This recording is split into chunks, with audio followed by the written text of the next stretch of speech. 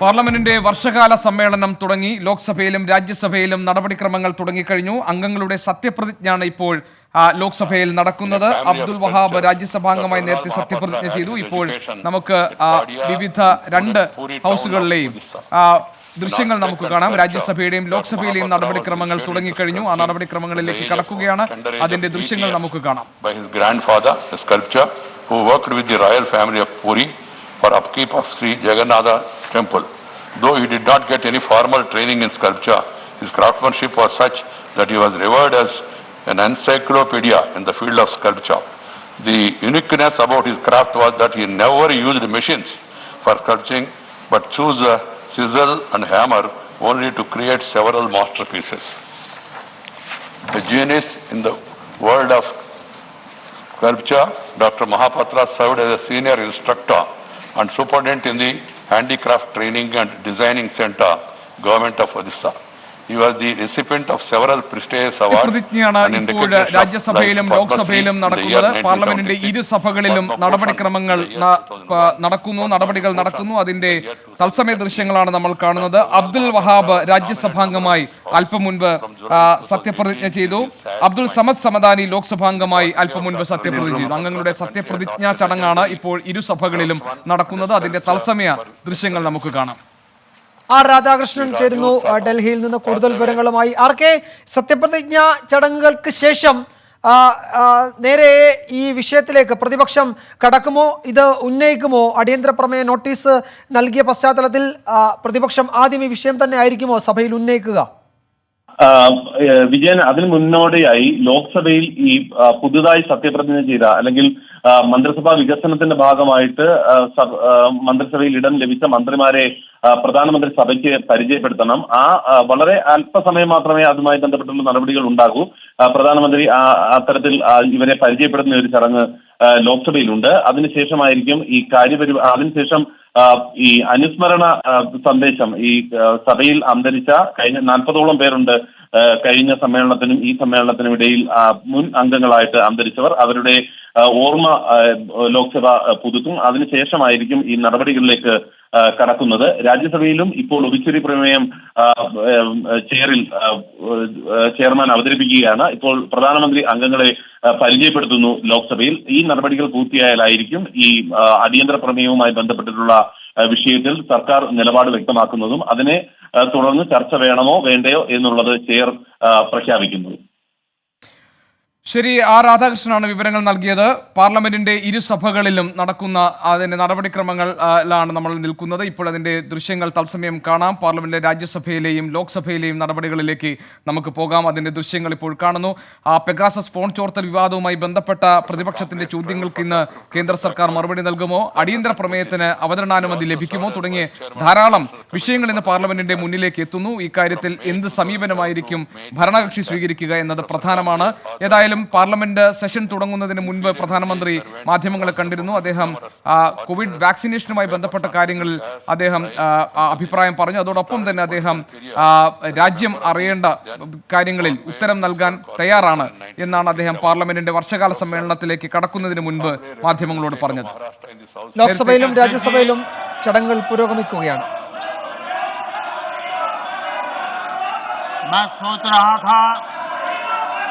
ലോക്സഭയിൽ പ്രധാനമന്ത്രി സംസാരിക്കുകയാണ് ഇപ്പോൾ. सदन में एक उत्साह का वातावरण होगा क्योंकि बहुत बड़ी मात्रा में हमारी महिला सांसद मंत्री बनी है.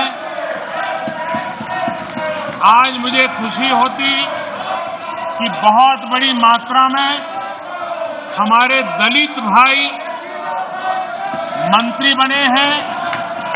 खुशी होती आज हमारे आदिवासी शेड्यूल ट्राइब के सारे साथी बहुत बड़ी मात्रा में मंत्री बने हैं. सबको खुशी होती. माननीय अध्यक्ष जी, इस बार सदन में हमारे साथी सांसद जो किसान परिवार से हैं, ग्रामीण परिवेश के हैं, सामाजिक आर्थिक रूप से पिछड़े वर्ग से हैं, ओबीसी समाज से हैं, बहुत बड़ी मात्रा में उनको मंत्रिपरिषद में मौका मिला, उनका परिचय करने का आनंद होता, हर बैंक पर से बैंक को थपथपा करके उनका गौरव किया गया होता। लेकिन शायद देश के दलित मंत्री बने, देश की महिला मंत्री बने, देश के ओबीसी मंत्री बने, देश के किसानों के बेटे मंत्री बने, ये बात कुछ लोगों को राज नहीं आती है और इसलिए उनका परिचय तक नहीं होने देते हैं। और इसलिए माननीय अध्यक्ष जी, मंत्रिमंडल में नवनियुक्त सदस्यों को लोकसभा में इंट्रोड्यूस समझा जाए। माननीय सदस्यगण, माननीय मंत्री महोदय का प्रधानमंत्री जी परिचय करना चाहते हैं। मैं पुनः आपसे आग्रह करता हूं, सदन की गरिमा और परंपराओं को बनाए रखें। ये उचित नहीं है, आप सदन की परंपरा गरिमा को गिरा रहे हैं। माननीय सदस्य अपने अपने आसन पर विराजे। मैं माननीय प्रधानमंत्री जी से आग्रह करूंगा कि मंत्रियों और राज्य मंत्रियों की सूची सदा पटल पर रख सकते हैं। मैं पटल पर रखता हूं। निधन संबंधी उल्लेख, निधन संबंधी उल्लेख। अच्छा हो आप निधन संबंधी उल्लेख पर भी इसी तरीके से सदन में हल्ला करें, ये अच्छी परंपराएं मत डालिए आप। माननीय सदन के नेता, आप समझाइए इनको अच्छी परंपरा। निधन संबंधी उल्लेख, आप बैठाइए इनको अपनी अपनी सीटों पर।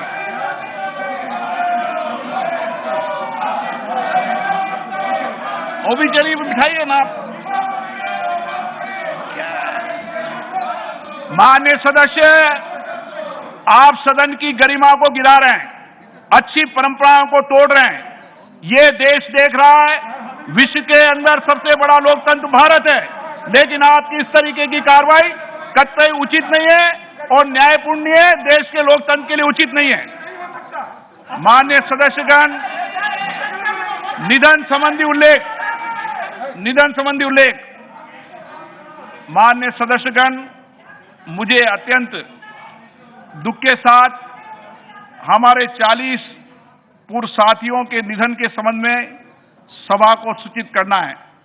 श्री स्कारिया थॉमस 6ठी और 7वीं लोकसभा के सदस्य थे, जिन्होंने केरल के कोट्टायम संसदीय निर्वाचन क्षेत्र का प्रतिनिधित्व किया।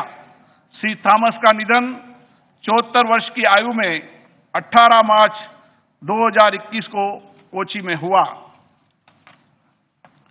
श्री हरि नारायण प्रभु 10वीं लोकसभा के सदस्य थे, जिन्होंने गोवा के पणजी संसदीय निर्वाचन क्षेत्र का प्रतिनिधित्व किया। वे इससे पहले 2 कार्यकाल के लिए गोवा, दमन और दीव विधानसभा के सदस्य और गोवा विधानसभा के सदस्य भी रहे। उन्होंने गोवा, दमन और दीव सरकार में मंत्री के रूप में भी कार्य किया। श्री हरीश नारायण प्रभु का निधन 85 वर्ष की आयु में 20 मार्च 2021 को पणजी में हुआ। श्री मुख्तार अनीस जी 11वीं लोकसभा के सदस्य थे, जिन्होंने उत्तर प्रदेश के सीतापुर संसदीय निर्वाचन क्षेत्र का प्रतिनिधित्व किया।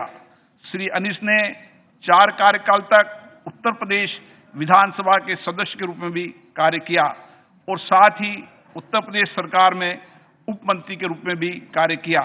मुख्तार अनीस जी का निधन 77 वर्ष की आयु में 30 मार्च 2021 को लखनऊ में हुआ।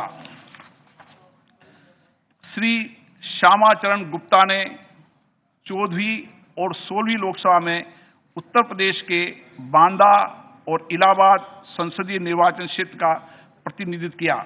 श्री गुप्ता वित्त, अधीनस्थ विधान और सूचना प्रौद्योगिकी संबंधी संसदीय समितियों के सदस्य थे। उनका निधन 76 वर्ष की आयु में 9 अप्रैल 2021 को नई दिल्ली में हुआ। श्री दिग्विजय सिंह 7वीं और 8वीं लोकसभा के सदस्य थे, जिन्होंने गुजरात के सुरेंद्र नगर संसदीय क्षेत्र का प्रतिनिधित्व किया। श्री सिंह ने इकोलॉजी और पर्यावरण विभाग में उप मंत्री के रूप में भी कार्य किया। इससे पहले ലോക്സഭയിൽ നിന്നുള്ള തത്സമയ ദൃശ്യങ്ങളാണ് നമ്മൾ കാണുന്നത്. കഴിഞ്ഞ സമ്മേളന കാലയളവിന് ശേഷം മരിച്ച മുൻ അംഗങ്ങൾക്ക് സഭ അന്തിമോപചാരം അർപ്പിക്കുകയാണ്. സ്പീക്കർ ആ അംഗങ്ങളുടെ വിശദാംശങ്ങൾ സഭയെ അറിയിക്കുകയാണ്. നേരത്തെ പ്രധാനമന്ത്രി നരേന്ദ്രമോദി പുതിയ മന്ത്രിസഭാ അംഗങ്ങളെ സഭയ്ക്ക് പരിചയപ്പെടുത്തിയിരുന്നു. പരിചയപ്പെടുത്തിക്കൊണ്ട് പ്രധാനമന്ത്രി സംസാരിക്കുകയും ചെയ്തു. പ്രതിപക്ഷ ബഹളത്തിനിടെയായിരുന്നു പ്രധാനമന്ത്രിയുടെ പ്രസംഗം. കോൺഗ്രസ് സഭാകക്ഷി നേതാവിനോട് അംഗങ്ങളെ നിയന്ത്രിക്കണമെന്ന് സ്പീക്കർ ഇതിനിടെ അഭ്യർത്ഥിക്കുകയും ചെയ്തു.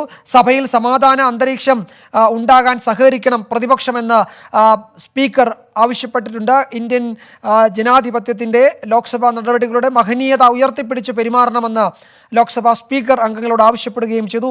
ചരമോപചാരത്തിന് ശേഷം പ്രതിപക്ഷം ഈ വിഷയം വീണ്ടും ഉയർത്തുമെന്നാണ് ലഭ്യമാകുന്ന വിവരങ്ങൾ. ആർ രാധാകൃഷ്ണൻ കൂടുതൽ വിവരങ്ങൾ നൽകും ഡൽഹിയിൽ നിന്ന്. ആർ കെ, പ്രധാനമന്ത്രിയുടെ പ്രസംഗം നേരത്തെ നമ്മൾ കരുതിയതുപോലെ പ്രതിപക്ഷ പ്രതിഷേധത്തിനിടെയായിരുന്നു. എല്ലാ പ്രതിപക്ഷ പാർട്ടികളും വലിയ തോതിൽ പ്രതിഷേധിക്കുന്നുണ്ട്. ഈ പ്രതിഷേധ പരിപാടികൾ ഈ സഭാ കാലയളവിൽ അല്ലെങ്കിൽ ഈ ദിവസങ്ങളിൽ തുടരാനല്ലേ സാധ്യത? എന്തായിരിക്കും ഗവൺമെന്റിന്റെ ഇന്നത്തെ നിലപാട്? ഈ വിഷയത്തിൽ ആഭ്യന്തരമന്ത്രി ഇന്നൊരു വിശദീകരണത്തിന് തയ്യാറായേക്കുമോ? ഇതിൽ സർക്കാരിനെ സംബന്ധിച്ച് സർക്കാർ ഇപ്പോൾ തീരുമാനിച്ചിരിക്കുന്നത് അടിയന്തര പ്രമേയ നോട്ടീസുകളെ എതിർക്കാൻ വേണ്ടിയാണ്. പാർലമെന്ററി കാര്യമന്ത്രി ഇതുമായി ബന്ധപ്പെട്ടിട്ടുള്ള കാര്യങ്ങൾ വിശദീകരിക്കും. ഇരു സഭകളിലും ഈ നോട്ടീസിന് മറുപടിയായിട്ട് ആ നിലപാടായിരിക്കും സർക്കാർ സ്വീകരിക്കുക എന്നാണ് നമുക്കിപ്പോൾ മനസ്സിലാക്കാൻ സാധിക്കുന്നത്.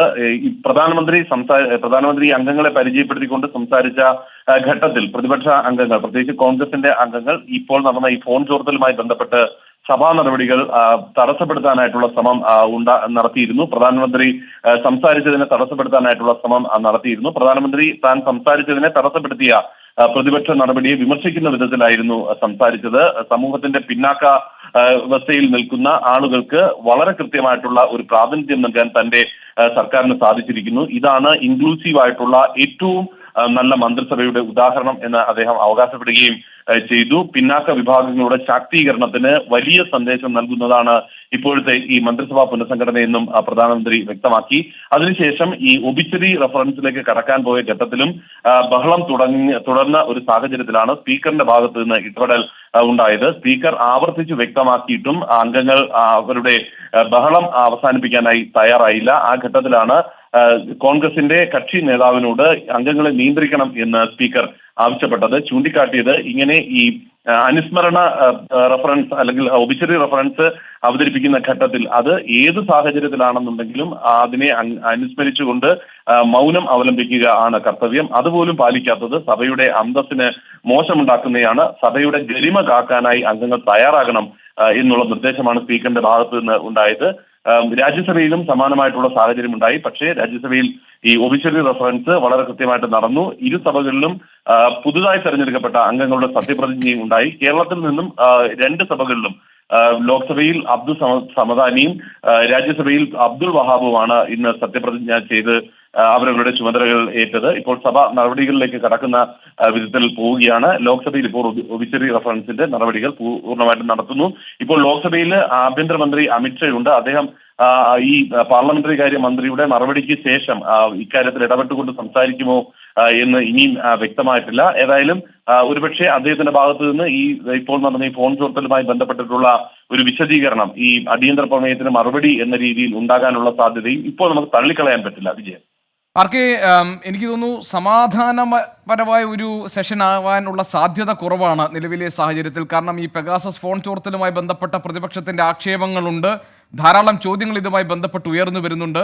അത് അടിയന്തര പ്രമേയമായി സഭയുടെ മുന്നിലേക്ക് വരികയാണ്. പിന്നെ രാജ്യത്ത് വിലവർധന അതടക്കമുള്ള വിഷയങ്ങൾ സഭയുടെ പരിഗണനയിലേക്ക് വരികയാണ്. എന്ത് സമീപനമായിരിക്കും അല്ലെങ്കിൽ എന്തൊരു സ്ട്രാറ്റജി ആയിരിക്കും കേന്ദ്ര സർക്കാർ ഈ വിഷയങ്ങളിൽ സഭയിൽ സ്വീകരിക്കാൻ പോകുന്നത്? അതിന് എന്തെങ്കിലും ഒരു സൂചന പുറത്തു വരുന്നുണ്ടോ? തീർച്ചയായിട്ടും ഇപ്പോൾ സഭയിൽ ഇങ്ങനെയാണ് സാഹചര്യങ്ങൾ പോകുന്നത് എന്നുള്ളത് കൊണ്ട് തന്നെ ഈ ഫ്ലോർ മാനേജ്മെന്റിന് BJPയുടെ ഭാഗത്തു നിന്നുള്ള ശ്രമങ്ങൾ ആരംഭിച്ചിട്ടുണ്ട്. അതിൽ ഏറ്റവും പ്രധാനപ്പെട്ടത് ഈ വിഷയങ്ങളുമായി ബന്ധപ്പെട്ട ചർച്ചകൾ നടത്താൻ തയ്യാറാണ് എന്നാണ് ഇപ്പോൾ പ്രതിപക്ഷ നിരയിലെ വിവിധ പാർട്ടികളെ BJPയുടെ ഈ ഫ്ലോർ മാനേജർമാർ അറിയിച്ചിരിക്കുന്നത്. അതനുസരിച്ച് സഭാ നടപടികൾ ക്രമീകരിക്കാൻ തയ്യാറാണ് എന്നും വ്യക്തമാക്കിയിട്ടുണ്ട്. പക്ഷേ ഇതിനോടൊന്നും കോൺഗ്രസിന് അനുകൂലമായിട്ടുള്ള ഒരു നിലപാട് ഇതുവരെയും അവർ വ്യക്തമാക്കിയിട്ടില്ല. അതുകൊണ്ട് നേരത്തെ ഗോപി സൂചിപ്പിച്ചതുപോലെ തന്നെ ഈ സഭാ സമ്മേളനം 19 ദിവസം മാത്രമാണ്. ഇത്രയും ഇന്ന് തുടങ്ങുന്ന സമ്മേളനം 13-ന് ഓഗസ്റ്റ് 13-ന് അവസാനിക്കുമ്പോൾ 19 സമ്മേളന ദിവസങ്ങൾ മാത്രമാണ് ലഭിക്കുന്നത്. ഇതിനിടയിൽ തന്നെ ഏതാണ്ട് ഇപ്പോഴുള്ള ഓർഡിനൻസുകൾ ഉൾപ്പെടെ ഏതാണ്ട് 17 പുതിയ ബില്ലുകളും ഓർഡിനൻസ് കൂടി വരുമ്പോൾ ഏതാണ്ട് 23 ബില്ലുകൾ പാസ്സാക്കേണ്ടതായിട്ടുണ്ട്. മേശപ്പുറത്ത് 33 ബില്ലുകൾ കഴിഞ്ഞ സമ്മേളനത്തിൻ്റെതായിട്ടുള്ളത് പാസ്സാക്കി എടുക്കാനായിട്ട് ഉണ്ട്. സർക്കാരിനെ സംബന്ധിച്ച് ഈ വെല്ലുവിളികൾ ഇതിൽ പകുതിയെങ്കിലും പാസ്സാക്കുകയെങ്കിലും ചെയ്തേ സർക്കാരിനെ സംബന്ധിച്ച് മതിയാവുകയുള്ളൂ. ഇപ്പോഴത്തെ ഒരു സാഹചര്യത്തിൽ അത് എത്രമാത്രം സാധ്യമാകും എന്നതിനെ സംബന്ധിച്ച് വെല്ലുവിളി ഉയരുന്ന ഒരു സാഹചര്യമാണ് ഉള്ളത്. അതുകൊണ്ട് സർക്കാർ പ്രതിപക്ഷവുമായിട്ട് ഈ വിഷയത്തിൽ ഒരു സമവായത്തിന്റെ സാധ്യതകൾ ആരായും എന്ന കാര്യത്തിൽ യാതൊരു തർക്കവുമില്ല. അതുമായി ബന്ധപ്പെട്ടിട്ടുള്ള ചർച്ചകൾ ഇപ്പോൾ ആരംഭിച്ചിട്ടുമുണ്ട്. ഗോപി. ശരി, ആർ രാധാകൃഷ്ണനാണ് വിവരങ്ങൾ നൽകിയത്. ലോക്സഭയിലും രാജ്യസഭയിലും സഭാ നടപടികൾ പുരോഗമിക്കുകയാണ്. പുതിയ അംഗങ്ങളുടെ സത്യപ്രതിജ്ഞ കഴിഞ്ഞു. മന്ത്രിസഭയിലെ പുതിയ സഹപ്രവർത്തകരെ പ്രധാനമന്ത്രി ലോക്സഭയിൽ പരിചയപ്പെടുത്തുകയും ചെയ്തു. ഇപ്പോൾ കഴിഞ്ഞ സമ്മേളന കാലയളവിനിടയിൽ മരിച്ച അംഗങ്ങൾക്ക് അന്തിമോപചാരം അർപ്പിക്കുകയാണ് ഇരുസഭകളും.